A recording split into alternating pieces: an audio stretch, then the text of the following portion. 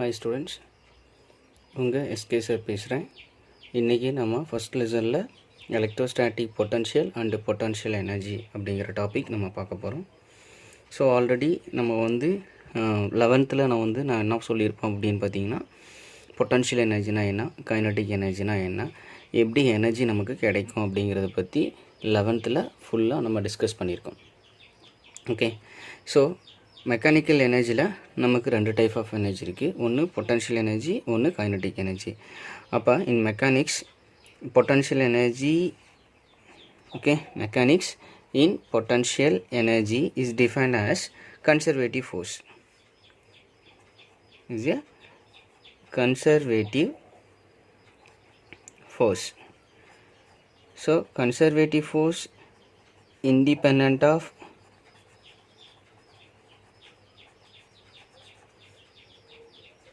path. So only initial and final. Initial and final. Okay, so இதுதான். அப்போ நம்ம already gravitational potential energy நம்ம 11th நம்ம படிச்சிருக்கோம். Gravitational potential energy is defined as, ஓகேங்களா, 11th standard அதில் நம்ம தெளிவாக பொட்டன்ஷியல் எனர்ஜினா என்னன்னு நம்ம தெளிவாக பார்த்துருக்கோம். Okay, coulomb force also conservative force. Coulomb force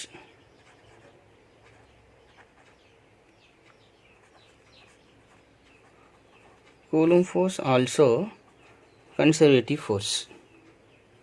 Also conservative force like gravitational force, because Coulomb force is also inverse square law force. இதுமே என்னது அப்படின்னு பார்த்தீங்கன்னா, so inverse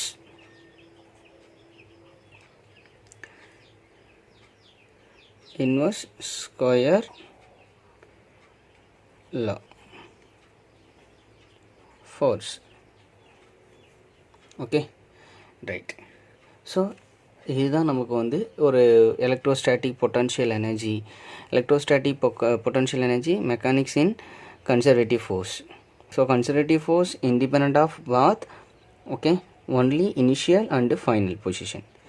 so Coulomb force also conservative force. The both like gravitational force and Coulomb force inverse square law force. Okay, so next I will discuss topic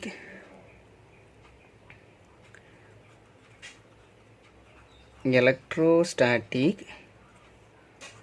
potential energy and electrostatic potential. இதை பற்றி நம்ம தெளிவாக நம்ம டீட்டெயிலாக நம்ம படிக்க போகிறோம். electrostatic potential.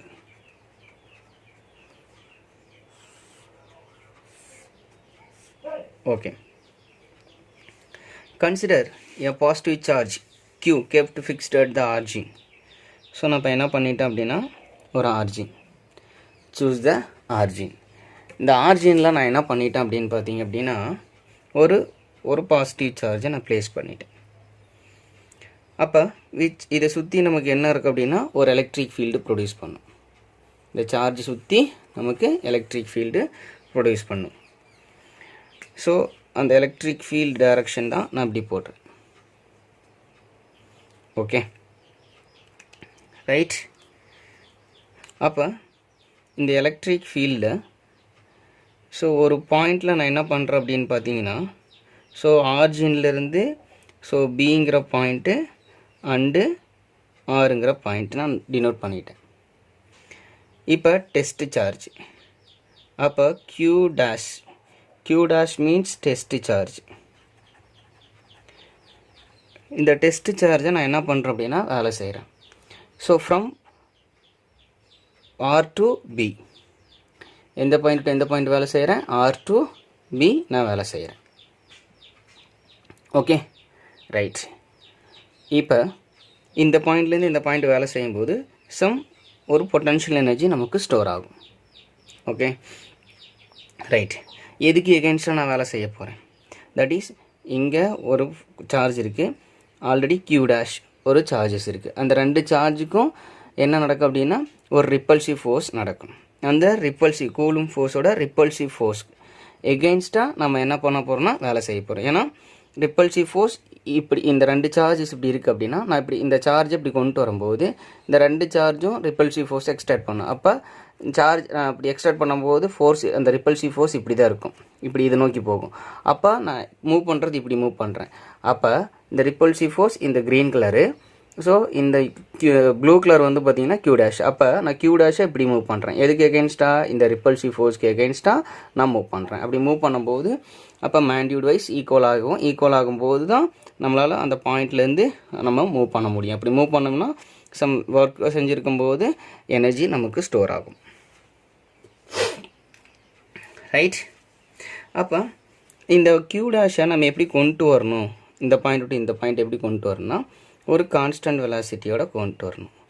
ஏன் கான்ஸ்டன்ட் வெலாசிட்டியோட கொண்டு வரணும் அப்படின்னு பார்த்தீங்கன்னா, so which means that external force used to bring the test charge Q dash from R to B must be equal and opposite forces are. அப்படி இருந்தால் தான் நமக்கு அந்த கான்ஸ்டன்ட் வெலாசிட்டி அப்படி கொண்டு வரும்போது வேறு எதையும் நம்ம அஃபெக்ட் பண்ணாது. அதனால் ரெண்டோட மேக்னிட்யூட் வைஸ் ஈக்குவலாக இருக்கும், பட் டைரக்ஷன்ஸ் வைஸ் அது ஆப்போசிட்டாக இருக்கும். ஓகே.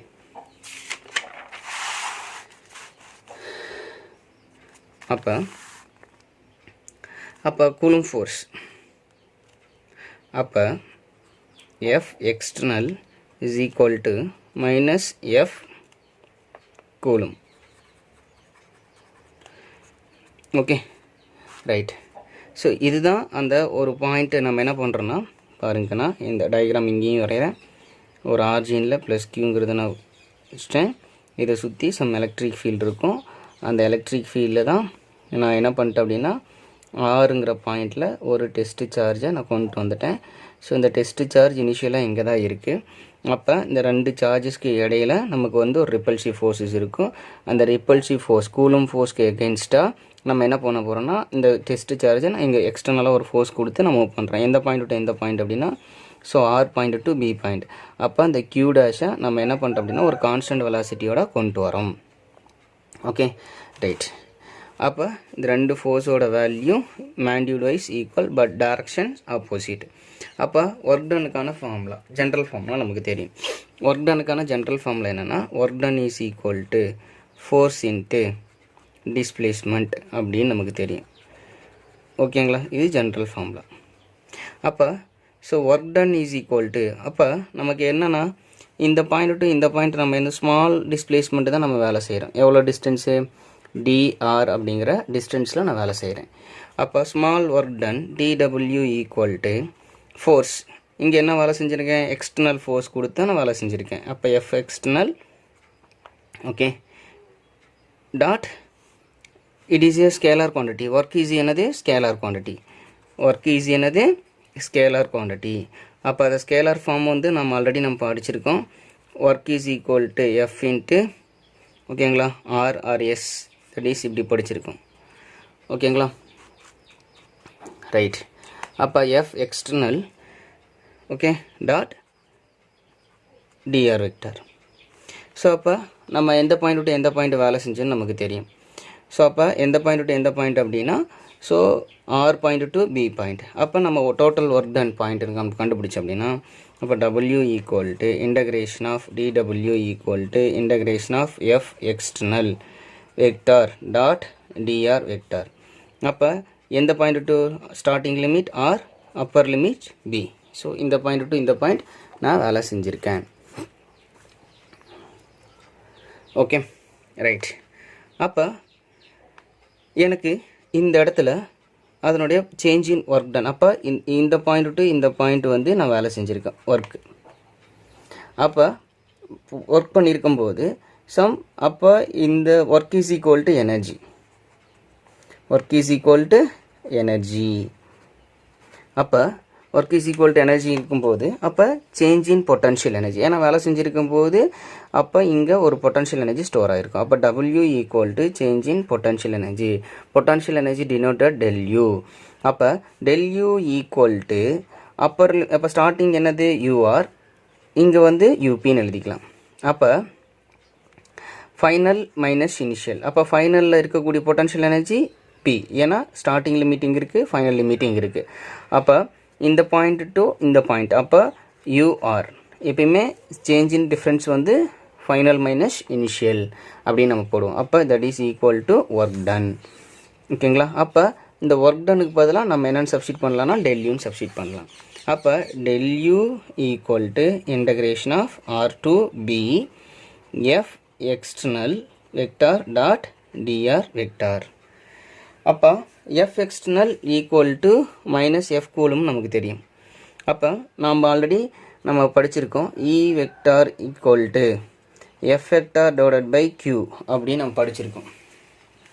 ஓகேங்களா? அப்போ இங்கே F அப்படிங்கிறது கூலும் ஃபோர்ஸ். அப்போ coulomb force equal to QE vector.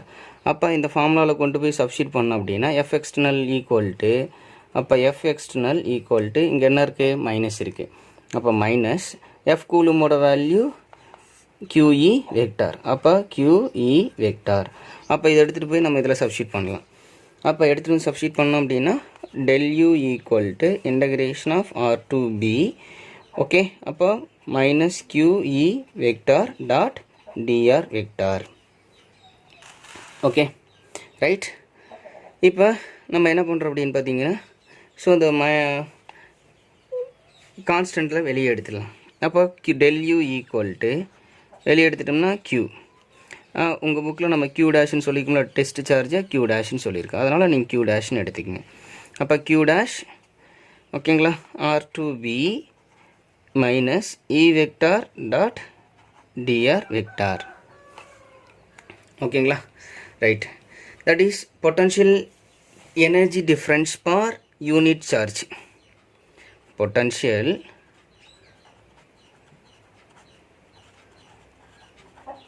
energy difference per unit charge. Okay, அப்போ del U divided by Q dash equal to Q dash integration of R2B minus E vector dot dr vector divided by Q dash. Same equation வரணும், இந்த equation வரணும், இந்த equation வரணும். ஓகேங்களா? Right. அப்படி வரும்போது இந்த பாயிண்ட் வந்து நம்ம இந்த Q டேஷ் இந்த Q டேஷ் கேன்சல் ஆகி போயிடும். அப்போ கேன்சல் ஆகி போயிடுச்சுன்னா இந்த சென்டென்ஸ்க்கான மீனிங் இதுதான் பொட்டன்ஷியல் எனர்ஜி டிஃப்ரென்ஸ். டெல்யூங்கிறது potential energy difference. Per means divide. Okay, per unit charge Q dash. அப்போ del U divided by Q dash equal to integration of R2B minus E vector dot dr vector. Okay, that is, this term is called charge potential energy difference per unit charge is called potential difference. Electric potential difference. Electric potential difference.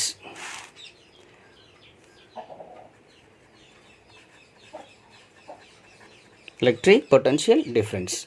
So that means electric potential difference del V equal to del V. Del U Q dash equal to del V ன்னு அர்த்தம். That is potential difference. அப்போ del V equal to Vp minus VR. Potential Vp, energy UP. Okay, that is point is. Okay, so equal to integration of R2B minus E vector dot dr vector.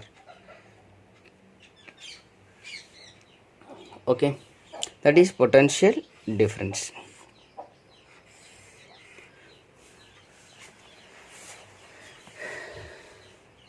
So next, potential.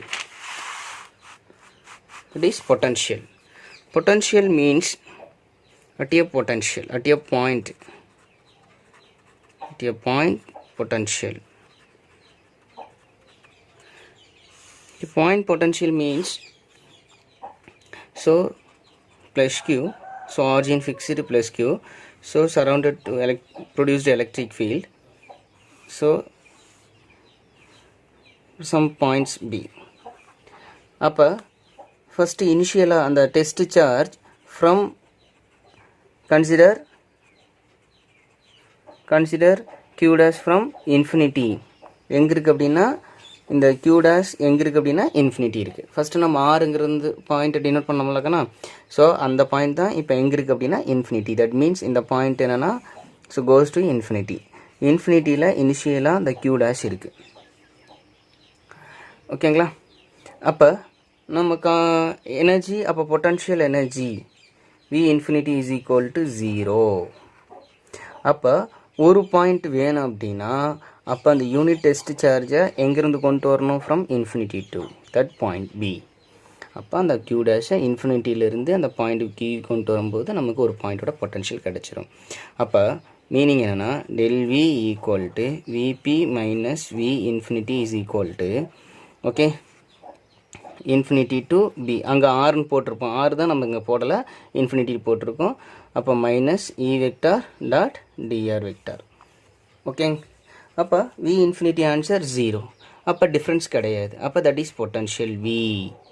அப்போ VB V equal to VB equal to integration of infinity to B minus E vector dot dr. That is called potential. Potential unit வந்து volt. Potential unit volt. Or potential del V equal to del U divided by Q. எனர்ஜிக்கான unit joule, சார்ஜுக்கான unit coulomb. So இது இப்படி நம்ம சொல்லலாம். ஓகேக்கண்ணா. So ஏதாவது doubt இருந்தால் ஸோ கண்டிப்பாக என்கிட்ட கேளுங்க.